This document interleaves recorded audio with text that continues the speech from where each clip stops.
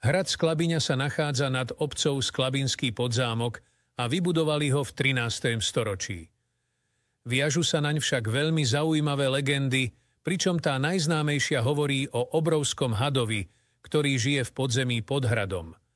Ten sa údajne živí vínom, ktorého sú na hrade nevyčerpateľné zásoby, ale aj ľudskou krvou.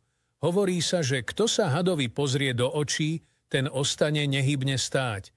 Ďalšie tvrdenia hovoria o tajomných zvukoch, ktoré sa zo zrúcanín ozývajú. Počuť tu vraj podivné kroky, rinčanie reťazami a ľudské hlasy. Občas tu človek vraj môže vidieť tajomné postavy, celé v čiernom či v rytierskom brnení a bez tváre. Zaujímavosťou je, že pod hradom by sa skutočne mali nachádzať rozsiahle podzemné chodby, ale dodnes do nich nikto neprenikol.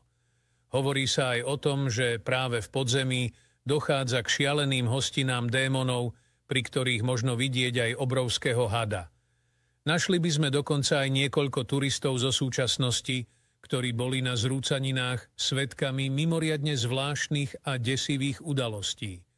Ak nesleduješ môj profil, pravdepodobne už nebudeš počuť ďalšiu legendu, ale ak áno, tak zanechaj srdiečko a buď pevnou súčasťou hrdej komunity Slovákov.